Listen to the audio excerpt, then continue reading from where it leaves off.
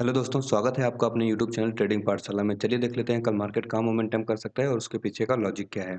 कल हम लोगों ने डिस्कशन किया था कि मार्केट फ्लैट ओपन होता है, यहाँ कहीं कंसोलिडेट करके ब्रेक करता है ऊपर की तरफ, तो हम लोग बाई करके चलेंगे। हमारा जो टारगेट रहेगा 17,100 200 के आसपास हमारा टारगेट हो सकता है, अगर यहाँ पे थोड़ा सा कंसोलिडेशन होकर ब्रेकआउट होता है ऊपर के साइड में तब। अभी चलिए देख लेते हैं इसको हम लोग कल के दिन में किस तरीके से ट्रेड कर सकते हैं छोटे टाइम फ्रेम पे चल के। अभी अगर आप यहाँ पर देखेंगे तो यहाँ पर एक रेंज फॉर्म हुआ है 17,100 से लेके 17,040 50 20 का जो एरिया है, यहाँ तक एक रेंज फॉर्म हुआ है। तो हम लोग इसको किस तरीके से ट्रेड करेंगे? अगर मार्केट फ्लैट ओपन होता है, मार्केट 17,100 से लेके यहाँ से लेके और 17,020-30 के बीच में यहाँ कहीं मार्केट ओपन होता है, और अगर किसी भी साइड ब्रेक करता है, या तो ऊपर की साइड ब्रेक होना चाहिए, डाउन साइड के ब्रेक होना चाहिए। किसी भी साइड ब्रेक होता है तो हम लोग यहाँ पे या तो इसको बाय करके चलेंगे जब ऊपर की तरफ ब्रेक करेगा, और अगर डाउन साइड में ब्रेक करता है तो फिर हम लोग इसको शॉर्ट करके चलेंगे। ये कंडीशन तब की है जब मार्केट फ्लैट ओपन हो। और उसके बाद अगर देख लीजिए, अगर मार्केट 17,040 के नीचे ओपन होता है, यहाँ कहीं ओपन होता है और फिर डाउन साइड आना स्टार्ट करता है, तो भी हम लोग इमीडिएट शॉर्ट करके चलेंगे।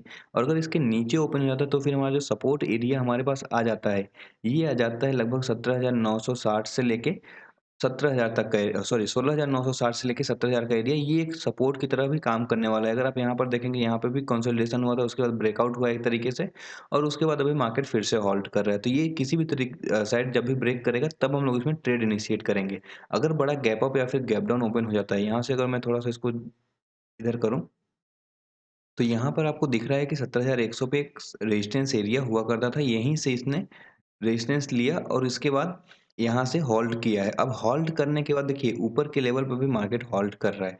तो यहाँ पर संभावना ये है कि अगर यहाँ से इसको ब्रेकआउट करता है ऊपर की साइड में, तो एक अच्छा मोमेंटम हमें देखने को मिल सकता है। 17,200 250 तक भी मार्केट जाता हुआ आपको दिखेगा।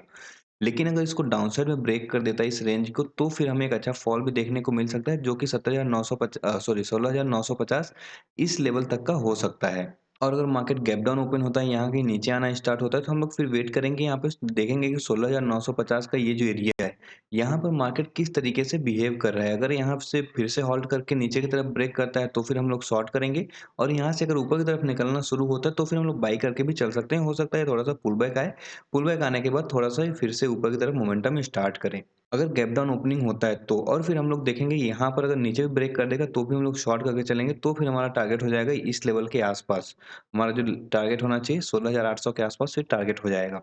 और अगर मार्केट गैप अप ओपन हो जाता है, यहाँ कहीं मार्केट ओपन ओपन होता है इस रेंज के ऊपर, तो फिर हम लोग वेट करेंगे फर्स्ट 5 मिनट 15 मिनट के कैंडल का किस तरीके से फॉर्म हो रहा है, फिर उसके ब्रेकआउट या फिर ब्रेकडाउन पे ट्रेड करेंगे, या फिर रेंज बनेगा तो हम लोग रेंज ब्रेकआउट ट्रेड कर सकते हैं। जैसा कि यहाँ पर आप देखेंगे, तो यहाँ पर मार्केट गैप डाउन ओपन हुआ, गैप डाउन ओपन होने के बाद यहाँ पे वोलेटाइल हुआ, वोलेटाइल होने के बाद एक रेंज यहाँ पर इसने फॉर्म किया, रेंज फॉर्म करने के बाद ब्रेक किया और एक अच्छा ट्रेड हमें मिला।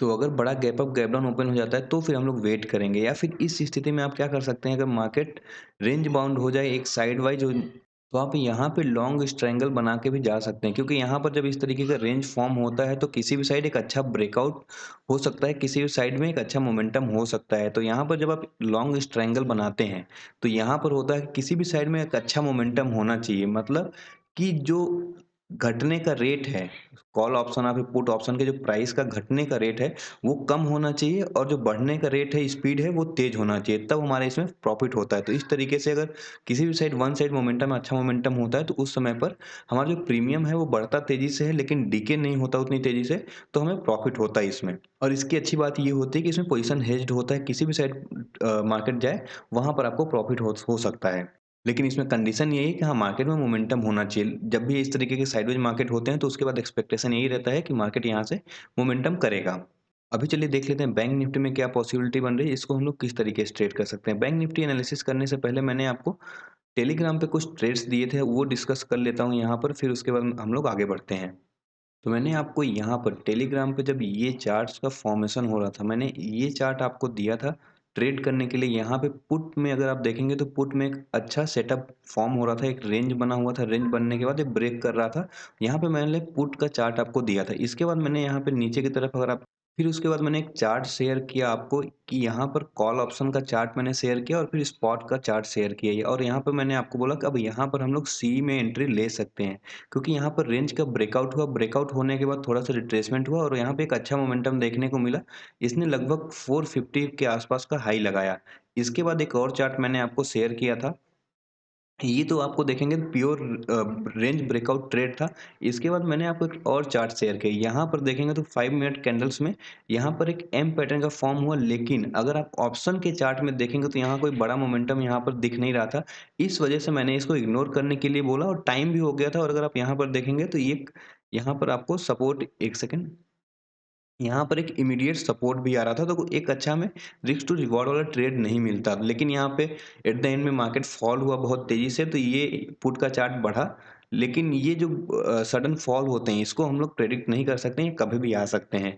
तो हम लोग जो प्लानिंग करते हैं, वो सपोर्ट एंड रेजिस्टेंस के आसपास और रेंज जो बनते हैं, जो पैटर्न्स फॉर्म होते हैं, उसके हिसाब से हम लोग इसमें ट्रेडिंग करते हैं। यहाँ पर रीज़न हमारा यही था कि ये रेंज तो फॉर्म हुआ था, लेकिन यहाँ पे पास में एक सपोर्ट था और यहाँ पर एक ऑप्शन में मोमेंटम हमें दिख नहीं रहा था। यहाँ से मार्केट फॉल तो हो रहा था तेज़ी से, लेकिन यहाँ पर मोमेंटम नहीं हो रहा था, इस वजह से मैंने इसको इग्नोर करने के लिए बोला। अभी चलिए देख लेते हैं बैंक निफ्टी में किस तरीके से ट्रेड कर सकते हैं। कल हम लोगों ने डिस्कशन किया था कि अगर इसको फ्लैट ओपन होके क्रॉस करता है ऊपर के साइड में, तो हम लोग इसको बाई करके चलेंगे। जो हमारा टारगेट रहेगा 35,500-600 के आसपास हमारा टारगेट रहेगा। और अगर आप यहाँ पर देखेंगे तो 35,500 के आसपास से ही इसने रिवर्स किया मार्केट ने और यहाँ पर फॉल हुआ। अगर इसको हम लोग छोटे टाइम फ्रेम पे चलेंगे, वहाँ पर एनालिसिस करते हैं और देखते हैं कल किस तरीके से इसको ट्रेड कर सकते हैं। इसको फिर यहाँ पे एनालिसिस करते हैं। बैंक निफ्टी में अगर आप देखेंगे तो जब इस कैंडल्स का फॉर्मेशन हो रहा था, यहाँ पर जब इसने रेंज बनाया था, तब मैंने आपको कॉल ऑप्शन बाई करने के लिए दिया था। यहाँ पर हमें एक अच्छा रिस्क टू रिवॉर्ड ट्रेड दिख रहा था, इस वजह से मैंने दिया था। और जो पीई वाला जो मैंने इग्नोर करने के लिए दिया था, वो इस सिचुएशन में था, यहाँ पर था। तो यहाँ पर जब ब्रेकडाउन हुआ तो मैंने यहाँ पर इग्नोर करने के लिए बोला, क्योंकि यहीं पर एक इमीडिएट सपोर्ट था। और ये फॉल हुआ, ये फॉल देखिए, ऐसा फॉल हम लोग यहाँ पे प्रेडिक्ट नहीं कर सकते, ये कभी भी आ जाता है। इसलिए मैंने आपको यहाँ पर इग्नोर करने के लिए बोला था। और इसके बाद देखेंगे तो यहाँ फॉल हुआ, लेकिन जो मार्केट ने क्लोजिंग दिया है, वो लगभग ₹100 ऊपर दिया है। अभी इसको हम लोग कल किस तरीके से ट्रेड करें? देखिए, यहाँ पर जो हमारा मेजर सपोर्ट दिख रहा है, वो 35,000 के पास ये मेजर सपोर्ट की तरह काम करेगा। जब तक ये लेवल ब्रेक नहीं होता है, तब तक हम लोग इसमें शॉर्ट पोजीशन नहीं बनाएँगे। और अगर मार्केट कल फ्लैट ओपन होके 35,000 क्रॉस करता है, तो फिर हम लोग इसमें शॉर्ट पोजीशन बनाएँगे। जो हमारा स्टॉप लॉस रहेगा, 100 पॉइंट तक का स्टॉप लॉस रहेगा और इसमें हमारा जो टारगेट होना चाहिए, वो फर्स्ट टारगेट हम लोग रखेंगे यहाँ पर 34,400-500 के आसपास हमारा पहला टारगेट रहेगा। और अगर मार्केट थोड़ा बहुत गैप अप ओपन होके जब तक 35,400 को क्रॉस नहीं करता, हम लोग इसमें लॉन्ग पोजीशन नहीं बनाएँगे। यहाँ पर मार्केट अगर ऊपर की तरफ निकलता है, थोड़ा हॉल्ट करता है बैंक निफ्टी और 35,400 को क्रॉस करता है, फिर हम लोग यहाँ पे बाई करके चलेंगे। जो हमारा टारगेट रहेगा, इसके बाद फिर 35,800 के आसपास हम लोग बैंक निफ्टी को जाता हुआ देख सकते हैं। और अगर बड़ा गैप अप ओपन होता है, मान लीजिए इसके ऊपर ओपन होता है, फिर हम लोग शॉर्टिंग अपॉर्चुनिटी ढूँढेंगे अगर ऊपर की तरफ मोमेंटम होता है। तो यहाँ पर भी हम लोगों ने डिस्कशन किया था कि अगर गैप अप ओपन होके ऊपर की तरफ मोमेंटम स्टार्ट करता है, तो हम लोग यहाँ पे 35,500-600 के आसपास शॉर्टिंग अपॉर्चुनिटी ढूँढेंगे। अगर इसको नीचे की तरफ ब्रेक करेगा तो हम लोग शॉर्ट करेंगे, फिर अगर ऊपर की तरफ ब्रेक करेगा तो हम लोग बाई करके चलेंगे। लेकिन यहाँ पे हुआ क्या कि गैप अप ओपन होने के बाद डाउन साइड में मोमेंटम हुआ और यहाँ पर अपने सपोर्ट के आसपास आके इसने सपोर्ट लिया और इसके बाद ऊपर की तरफ मोमेंटम स्टार्ट किया।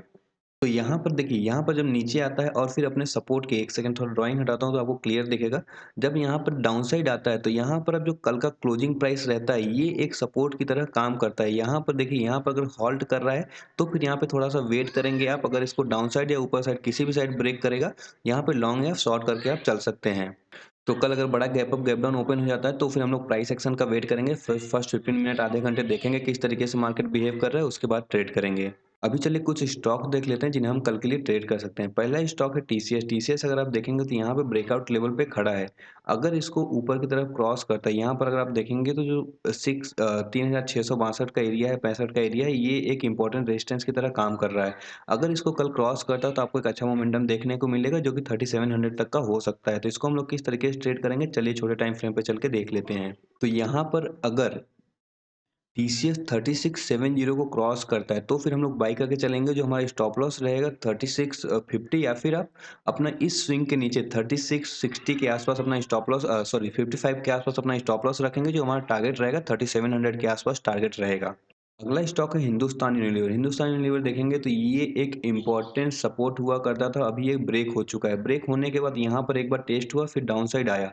तो अभी हम लोग इसको किस तरीके से ट्रेड करेंगे, जो हैमर का फॉर्मेशन हुआ है, हम लोग इसको ट्रेड करने वाले हैं। किस तरीके से इसको ट्रेड करेंगे, चलिए छोटे टाइम फ्रेम पे चलते हैं। तो यहाँ पर अगर आप देखेंगे तो 2300 का एरिया एक इंपॉर्टेंट एरिया था। अगर इसको अब क्रॉस करता है, तो हम लोग इसको बाई करके चलेंगे और जो हमारा टारगेट रहेगा, वो रहेगा 2330 के आसपास। लगभग हम लोग इस लेवल के आसपास टारगेट रखेंगे अपना, 2330 के आसपास। क्योंकि यहाँ पर निकलेगा तो फ्लो में निकलेगा और हमारा जो 2330 का टारगेट है, ये ईज़िली अचीव हो सकता है। और जो हमारा इसमें स्टॉप लॉस रहेगा वो 2290 का स्टॉप लॉस इसमें आप मेंटेन करके चलेंगे। अगला स्टॉक है बजाज फिनसर्व। बजाज फिनसर्व थोड़ा बड़ा स्टॉक है, इसको आप वॉच कर सकते हैं या फिर एक आध क्वांटिटी में इसको ट्रेड कर सकते हैं। यहाँ पर देखेंगे तो ये एक सपोर्ट था, सपोर्ट के आसपास था और ये सपोर्ट था। इसको ब्रेक किया, नीचे की तरफ आया, अभी ये रेजिस्टेंस की तरह काम करेगा, लेकिन अगर आप यहाँ पर देखेंगे तो इसने यहाँ पे कंसोलिडेशन फेज में रहा है। अभी इसको किस तरीके से ट्रेड करेंगे?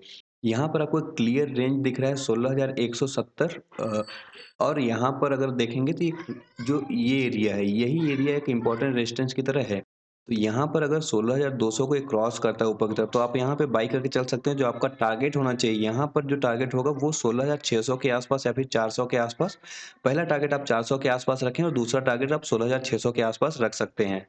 लेकिन ये ऊपर की तरफ ब्रेक होना चाहिए। अगर गैप डाउन ओपन हो जाता है तो आप फिर इसको इग्नोर करें। अगला स्टॉक है भारती एयरटेल। भारती एयरटेल हम लोगों ने शॉर्ट करने के लिए रखा हुआ है। इसका रीज़न हम लोग समझते हैं, देखिए ये एरिया एक इम्पोर्टेंट सपोर्ट की तरह काम कर रहा था, अभी ये ब्रेक हुआ है। ब्रेक होने के बाद यहाँ पे इसने यहाँ से रेजिस्टेंस फेस करके अभी डाउन साइड आने के लिए स्टार्ट हो रहा है। तो इसको हम लोग ट्रेड करेंगे। अगर ये डाउन साइड ब्रेक होता है, लो ब्रेक कर देता है, तो हम लोग इसको शॉर्ट करके चलेंगे। जो हमारा टारगेट रहेगा अप्रॉक्सिमेट 670 तक का हो सकता है। अभी इसको छोटे टाइम फ्रेम पे चलते हैं, किस तरीके से ट्रेड करेंगे। यहाँ पर अगर आप देखेंगे तो यहाँ पर भी एक रेंज का फॉर्मेशन हुआ है। जो रेंज वाले ट्रेड्स होते हैं बहुत अच्छे ट्रेड्स होते हैं, आपको अच्छे ट्रेड्स मिलते हैं। कुछ समय होता है जहाँ पर इनको इग्नोर करना होता है, लेकिन ये जब भी मिलते हैं एक अच्छा ट्रेड देके जाते हैं। अगर आप यहाँ पर देखेंगे तो 676 को अगर डाउन साइड क्रॉस करता है भारतीय एयरटेल, तो इसमें शॉर्ट पोजीशन बना के चल सकते हैं।